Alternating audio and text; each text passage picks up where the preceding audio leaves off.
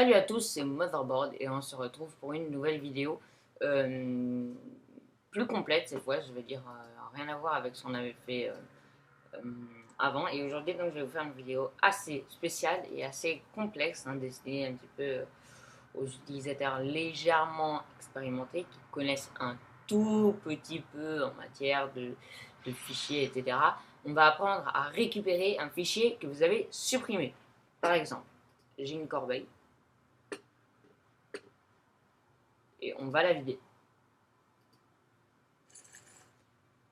Alors, vous allez les récupérer grâce à un logiciel qui se nomme Disk Drill, qui est gratuit pour la plupart des fichiers, sauf pour des partitions. On verra après ce que ça veut dire. Donc, vous allez télécharger Disk Drill, vous allez taper Disk, vous allez comme ça, vous tapez Disk Drill. Voilà. Ah merde, je déteste Lyon pour ça.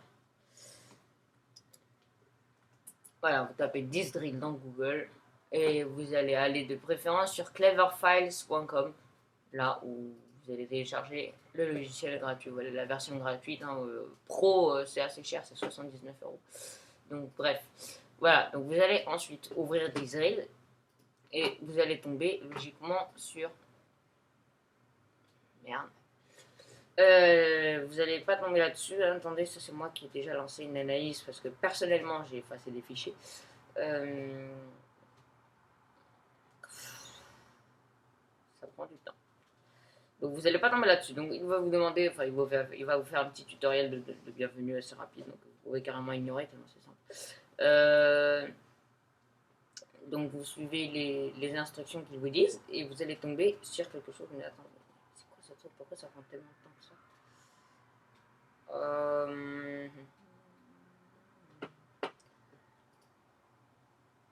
Disk drill, c'est ça. Bon, vous allez l'installer, vous suivez toutes les opérations. De préférence, vous lui accordez les droits administrateurs et vous me demandez votre mot de passe, vous le faites. Et puis, j'aimerais bien qu'il accélère. Euh, donc, bon, cette fois-ci, je vais essayer d'enregistrer avec mon écran, mais je risque d'avoir des ralentissements. Je vais essayer de ne pas filmer avec une qualité dégueulasse sur mon téléphone. Je vais essayer de filmer l'écran directement, mais j'ai peur qu'il y ait des ralentissements. Donc on va voir ce que ça donne avec un enregistrement d'écran. Parce que comme vous pouvez le voir, je ne suis pas sur le même ordinateur que sur lui que j'ai filmé la dernière vidéo, qui était une vidéo de dépannage. Celle-là, je la fais moi, pour partager mon savoir. Et du coup, on va attendre que ça se termine. J'aimerais bien que ça se termine. Et du coup, je vais vous apprendre à récupérer certains fichiers. Bon, bien sûr, n'espérez pas retrouver tous les fichiers que vous avez supprimés. Mais vous allez en retrouver pas mal. Vous allez voir, je vais essayer de vous montrer comment ça marche. Donc, voilà. Lorsque vous allez l'ouvrir, vous allez tomber là-dessus. En gros, hein, grosso modo. En gros, vous allez tomber là-dessus. Vous avez deux disques. Bon, là, c'est ma clé USB. Vous avez un disque alors. Si vous n'avez pas la clé USB, bon, ça, c'est ma clé USB. On s'en fout. Hein, Tiens, l'achat, c'est celle que j'ai utilisée pour ma deuxième vidéo. Alors, attendez, je vais l'enlever comme ça, c'est clair. C'est net. Voilà, j'ai enlevé Dashia. Et ça, on s'en fout. Voilà. Maintenant que j'ai enlevé Dashia, on va se concentrer sur notre disque principal. Où là-dedans, vous voyez, bon, j'ai fait plusieurs partitions hein, pour plusieurs systèmes d'exploitation dedans. Hein. J'ai mis la plupart des systèmes Mac dedans. D'ailleurs, si vous l'avez analysé, vous allez peut-être, mais alors peut-être, vraiment, si vous avez de la chance, tomber sur des partitions perdues carrément, ici. Vous pouvez les reconstruire.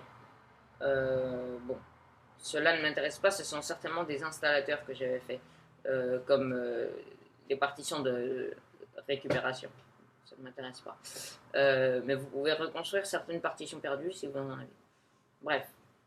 Moi, je vais me concentrer, si vous ne savez pas, si vous avez peut-être effacé la partition sur laquelle c'était. Par exemple, vous effacez tout le contenu du disque, toutes ces partitions-là, tous ces disques, vous les effacez et vous en faites qu'un seul avec ça. Forcément, la partition dans laquelle votre fichier effacé était n'existe plus. Donc vous allez aller ici sur récupérer. Bon, là, il y a continuer parce que je l'avais déjà lancé. Ça va prendre pas mal de temps selon l'ancienneté de votre Mac. si votre Mac est tout récent, ça ne va pas prendre beaucoup de temps.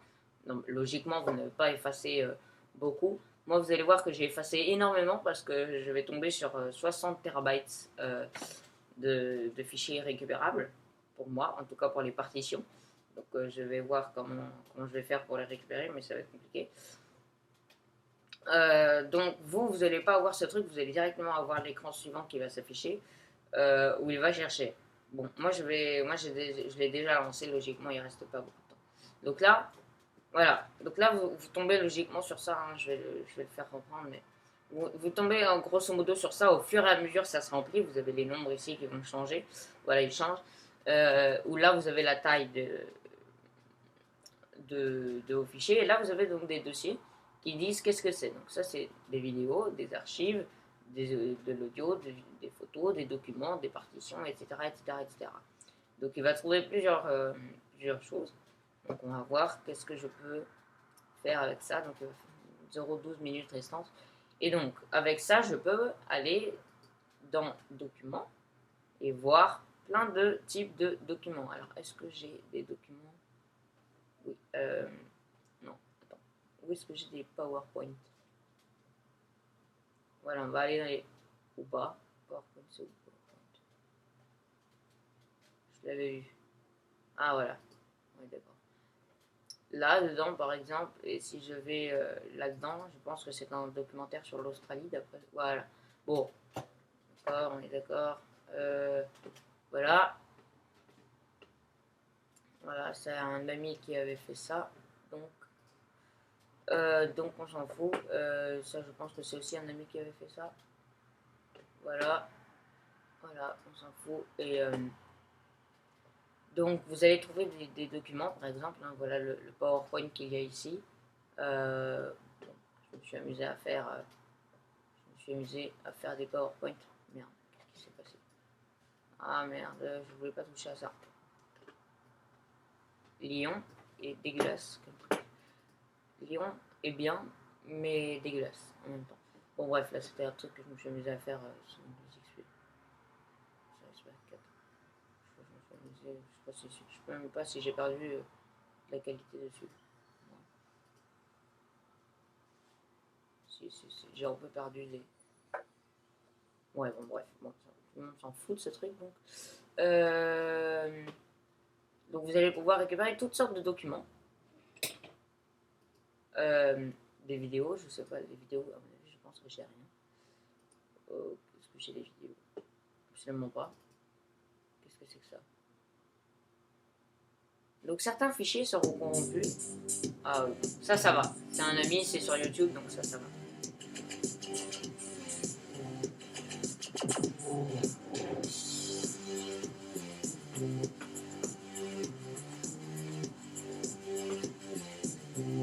Bon, il y a des soucis de fluidité pour l'aperçu parce que QuickTime bouffe beaucoup de ressources. Donc en gros c'est ça. Vous avez un aperçu carrément. Et après vous pouvez cliquer sur le bouton récupérer une fois que ça sera terminé bien sûr. Je vais laisser là, on peut le récupérer comme ça. Bien. Non, qu'est-ce que j'ai fait? Ah ouais, d'accord.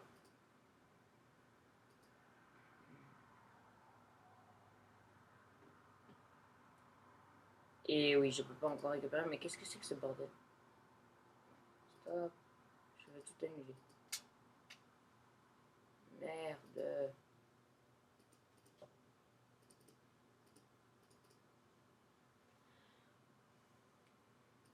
Oh, c'est chiant. Oh, c'est chiant.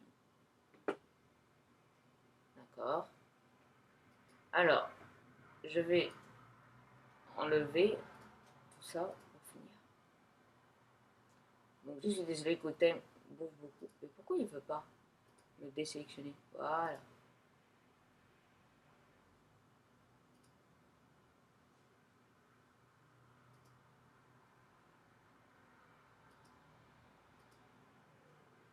Ah oui, parce que c'est des fichiers qui s'ajoutent. Ouais, pause. Ah non. Attendez, donc, parce qu'en fait c'est lent et je le fais pendant qu'il cherche mes fichiers. Donc ça c'est un inconvénient. Je l'utilise pendant qu'il cherche mes fichiers pour aller plus vite, mais visiblement ça vaut pas le coup. Donc Donc je vais donc attendre qu'il sauvegarde ma session jusqu'au bout. Je suis sûr que ça va aller plus loin après. On va voir. Je vais tout désélectionner parce que là il pense que je veux tout récupérer. Du coup il mange encore plus de ressources. Enfin, il mange. Façon de parler. Il utilise pour avoir un vocabulaire plus normal. Donc là, je vais tout désactiver comme ça. Non, si. Voilà, j'ai tout désactivé, je peux le reprendre. Bon, maintenant, donc, les photos, les vidéos, les documents, etc., tout ça, ça va prendre de la place. Donc, c'est bizarre, je pensais qu'il y avait 100 gigas de vidéos. Bon, c'est pas grave. Du coup, avec ça, vous avez droit à récupérer seulement les fichiers effacés de votre partition actuelle. Alors, vous allez comprendre pourquoi. Les fichiers que je suis en train de récupérer maintenant ne sont pas les fichiers de ma partition actuelle. En effet, j'ai dû effacer complètement le disque entier, pas la partition, j'ai dû effacer le disque entier. Si vous ne savez pas trop comment faire, une petite anecdote, regardez ma deuxième vidéo. En gros, j'ai supprimé toutes les partitions et j'en ai créé une nouvelle. Voilà ce que ça veut dire. Vous allez voir ma deuxième vidéo pour comprendre un petit peu de quoi je parle. Et en faisant ça sur mon disque principal, j'ai donc effacé les données qu'il y avait sur tous les disques que j'avais dedans. Et il se trouve que dans un des disques principaux, j'avais des documents personnels qui sont partis avec parce que je ne les ai pas sauvegardés. Remarque, ça c'était il y a 1 an que j'ai fait ça. Et du coup, dans l'espoir de les retrouver, maintenant la partition est effacée. Et d'ailleurs, on peut voir d'ailleurs que j'ai fait pas mal de partitions sur ce truc parce que j'en ai en format Macintosh 978 pour l'instant. Et ces genres de partitions, je vais devoir les récupérer sur un disque dur externe et en gros restaurer la partition sur un disque dur externe afin d'assurer de trouver ce que je cherche. Donc ça, je vais vous montrer quel fichier vous pouvez restaurer vous une fois qu'il aura fini l'analyse. Donc on se retrouve plus tard. Voilà, donc salut à tous, moi d'abord, donc on se retrouve pour la suite de la vidéo. Je l'avais coupé entre temps, je l'ai donc agrandi pour aider les utilisateurs de téléphone mobile à regarder cette vidéo plus confortablement. Donc, je vais voir si je peux l'agrandir encore plus. Voilà, bon bref. Ce que je peux faire c'est ça, non je peux pas faire ça. Ok d'accord. Donc voilà, on a terminé le scan et de tous ces fichiers, je ne peux pas en restaurer. Il faut que j'achète la version pro. Vous allez voir pourquoi. Voilà, bon, vous avez les tarifs, très bien. Voilà. En fait, je vais vous expliquer pourquoi. Parce que là, j'ai fait un scan de. D'accord. J'ai fait un scan de mon disque dur. Et le scan de mon disque dur, je ne peux pas restaurer des fichiers sur mon disque dur gratuitement. Je dois payer la version professionnelle. Donc vous devez localiser votre partition. Donc comme ça, vous étendez le disque et vous cherchez votre partition. Dans mon cas, c'est Macintosh HD for Lyon. Bon, c'est celui-là que j'utilise maintenant. Donc je fais récupérer. Et là, ça va chercher tous les fichiers qui sont sur ma partition sur ma partition actuelle. Ça, je sais pas ce qu'il fait, construction de la carte d'espace libre. Alors voilà, bon là il m'analyse mon disque dur et là je peux voir qu'est-ce que je peux restaurer dans mon truc. Tout ce que je peux restaurer dans mon ordinateur. Donc là il va me mettre tout ce que je peux restaurer dans mon disque et ça c'est pas payant. Hein, vous allez voir si je mets arrêter, voilà, je mets ça, je peux cliquer sur le bouton récupérer et il va me récupérer ces fichiers.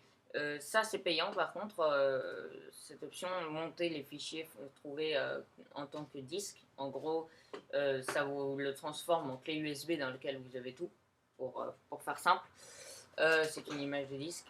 Et donc vous pouvez sélectionner ce que vous voulez faire et puis là vous faites récupérer par exemple si vous voulez les récupérer, il va les récupérer, ça va prendre du temps, voilà, selon les fichiers récupérés, etc. Donc voilà comment vous pouvez récupérer les fichiers, ça marche plutôt bien, honnêtement je vais vous le dire, ça marche plutôt bien. J'ai pas eu de soucis énormément avec ça. Donc voilà, ça c'est pour comment récupérer des fichiers perdus effacés au préalable. Ensuite, pour les utilisateurs de Parallel Desktop, il y a une autre méthode. Non, pas pour Parallel Desktop, pardon. Pour Bootcamp. Les personnes qui utilisent Bootcamp, je ferai peut-être une vidéo dessus, pour comment installer Windows sur un Mac. Il y a deux façons. Soit la virtualisation comme ça, par exemple. J'appuie là et puis il démarre Windows 8. Donc, soit la virtualisation, ou bien installer sur un disque dur interne du Mac. Donc là, je sais pas comment on peut voir ça. Voilà, le logo Windows qui démarre. Donc Parallel Desktop, c'est de la virtualisation. Voilà. Et avec ça, si j'essaie de redimensionner la fenêtre pour que ça passe dans mon truc. Voilà. Donc avec la virtualisation, ou bien si vous avez un PC d'ailleurs, ça marche aussi avec les PC. Si vous êtes sous PC, vous allez devoir télécharger une autre application que Diskdrill. Diskdrill étant une application pour macOS. Donc je vais revenir là et hop là. Et moi, je vais continuer pour mon disque parce que mon disque, je cherche des fichiers moi-même. Donc ça, c'est continu, c'est personnel, je le retire. Maintenant, voilà, vous avez donc en ce qui concerne Windows. Bon, ça marche pour Windows 8, ça marche aussi pour Windows XP, hein, même si je vous conseille fortement de ne pas rester plus longtemps sur Windows XP. Euh, euh, Tout simplement à cause de Microsoft ne le supporte plus. Voilà, démarrage de cohérence. Il s'impose. Voilà, bienvenue.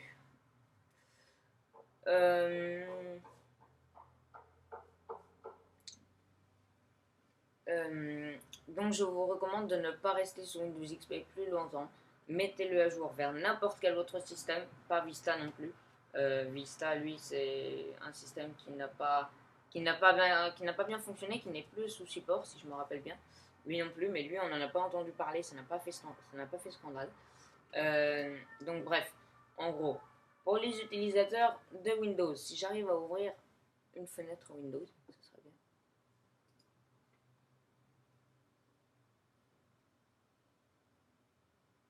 Peut-être.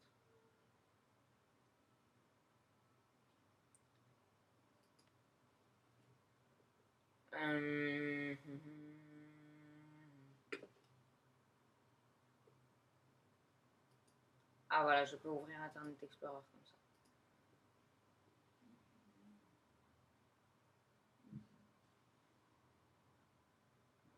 Voilà, je vais ouvrir Internet Explorer. Donc pour les utilisateurs de Windows, si vous voulez, je vous ferai une vidéo pour comment installer Windows comme ça, comme je fais maintenant, c'est-à-dire avec des fenêtres Internet Explorer de Windows 8 directement dans le Mac. Je vous expliquerai comment on peut faire ça. En attendant, si je peux redimensionner. Ah, j'ai ouvert tellement de fois Internet que maintenant ça veut. Alors. Non. Voilà. Alors pour les utilisateurs de Windows, vous allez devoir faire comme moi maintenant. On s'en fout. Maintenant, et donc vous allez taper preform.com. Je pense que c'est ça. Preform.com. Je pense que c'est ça, je vais vérifier quand même, mais. Ah oui, maintenant il y a l'ordinateur qui se manifeste. Alors, attendez. Je pense que c'est ça, j'espère. Preform.com. Ah, je doute que ce soit ça en fait. Qu'est-ce que c'est que ce truc? Et non, ce n'est pas ça, d'accord, ok. Tout va bien, donc maintenant je vais taper du coup recuva.com, c'est pas le site officiel, mais on va être redirigé dessus. Donc vous allez taper recuva, recuva.com, on va être redirigé. Mais alors, que c'était quoi alors? Ah, Piriform, d'accord. Bon, piriform.com/recuva, sinon vous tapez recuva.com et vous téléchargez ce truc. Vous téléchargez Recuva. Et moi, normalement, je l'ai déjà installé dessus. Donc, je vais Je vais ouvrir. Je ne l'ai pas. Ah si, Recuva, je l'ai. Voilà, Recuva. Je vais ouvrir Recuva directement. Voilà, à partir du menu démarrer, etc. Mais qu'on ne voit pas, il est masqué. Ce que je n'ai fait. Voilà, donc on autorise l'exécution de Recuva. Donc voilà, vous allez l'installer, Recuva. Et de là, si j'y arrive, vous allez lancer Recuva. Jusqu'à présent, il n'y a rien. C'est voilà. Assistant de Recuva, vous faites suivant. Vous cherchez qu'est-ce que vous voulez chercher. Sinon, si vous ne savez pas, vous mettez tout. Où est-ce que vous voulez chercher? Dans un emplacement spécifique, hein, ça de préférence. Sinon, on peut chercher partout, mais de préférence dans un emplacement spécifique. Sinon, on fait je suis pas sûr, donc on peut chercher partout. On va faire OK. On va faire une analyse simple, puis voilà, on peut faire démarrer. Et là, il va scanner notre ordinateur où il va trouver des fichiers. Vous pouvez voir ici. Il va trouver des fichiers qui ont été supprimés. Là, il y en a pas mal, je ne sais pas pourquoi. Pourtant, Windows est tout récent, là. Il n'est pas censé faire ça.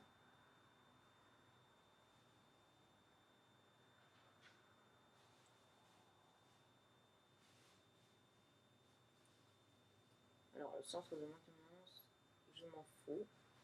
Oui, je ne l'ai pas activé, mais je m'en fous, c'est pas grave. Voilà, et là, vous avez des fichiers. Il y en a beaucoup moins que ce que je pensais.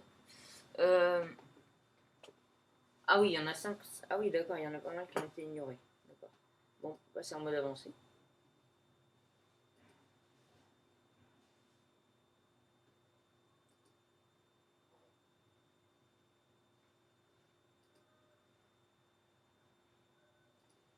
Voilà, donc en gros, bon là vous voyez les informations concernant votre système. Et, et donc s'il y a un fichier qui... Donc le petit voyant vert signifie qu'il est récupérable sans aucun dommage. S'il est orange, ça veut dire il est récupérable mais avec une perte de qualité. Et s'il est rouge, ça veut dire qu'il est irrécupérable. Voilà. Vous voyez, celui-là, on va voir aperçu. Bon, il n'y a pas d'aperçu disponible. Information, là on peut voir les informations du fichier. Emplacement A. Je ne savais pas qu'il y avait des trucs dans A. Par exemple, ça c'est un fichier temporaire. Il fait 512 kilooctets. Et lui, apparemment, on ne peut pas le récupérer. Comment ça se fait? Ah oui, il faut le sélectionner. Donc si vous le sélectionnez comme ça, voilà, vous pouvez le récupérer. Vous cliquez sur récupérer. Vous pouvez choisir où vous voulez, donc, où vous voulez le mettre. Ben, moi, je vais le mettre dans le disque local. C'est pas grave, je vais le mettre, voilà. Un fichier a été récupéré. Voilà, pas de problème, il a été récupéré. Tout est prêt. Là aussi, je peux récupérer celui-là si je veux. Voilà, hop, récupérer. Disque local. Oui. Ah oui, lui, je l'ai déjà fait. Voilà. Oui, bah lui, le TMP, je l'ai déjà fait. Voilà. C'est pour ça que je l'avais oublié de désélectionner. Donc voilà comment récupérer des fichiers sous Mac et sous Windows. Sous Linux, je ne me suis pas renseigné. Ça va être un peu plus compliqué. Si vous pouvez, si vous êtes bricoleur, je vous invite à à le transformer en disque dur externe, à aller chercher dessus, parce que c'est plus compliqué pour Ubuntu. Enfin, je n'ai pas regardé, à vrai dire, hein, parce que ma console de jeu, enfin mon ordinateur sur lequel j'avais fait la vidéo Ubuntu est presque terminée. Je vais maintenant installer le vrai Windows 8 dessus, et pas une émulation comme ça, parce que vous voyez, j'ai les deux Mac et Windows à côté. Ça, c'est une émulation, ça me ralentit complètement mon Mac. Donc, hop là, si je peux faire ça. Non, attends, qu'est-ce qui se passe? Voilà, ça me remplit tout l'écran. Je vais l'éteindre. Voilà. Donc je vais bientôt installer donc le vrai Windows 8 dans ma console. Je vais peut-être arrêter de faire des vidéos sur Ubuntu parce qu'Ubuntu, on ne peut pas faire grand chose, surtout pas avec un live CD, quoi. Il faudrait que j'installe Ubuntu, etc., etc., etc. À vrai dire, je peux l'installer sous Parallel Desktop, mais c'est lent et il y a des centaines de mises à jour à faire à chaque fois que je le fais. Je l'ai déjà installé plusieurs fois. Donc voilà, c'était Motherboard pour une nouvelle vidéo. Vous me dites ce que vous en avez pensé, si vous voulez que je continue à faire, d'autres vidéos de ce type. Si vous ne voulez pas, bah, proposez-en moi d'autres à motherboardplus@gmail.com. Et donc on se retrouve pour une prochaine vidéo prochainement. Vous pouvez me la proposer ou bien je la ferai moi-même. Hein. Mais Si vous avez un problème, c'est sûr que n'hésitez pas à proposer votre vidéo. Je vais essayer de voir comment je peux m'y prendre pour le résoudre. Et puis, je ferai la vidéo de solution pour aider d'autres personnes. Voilà. Merci. Au revoir.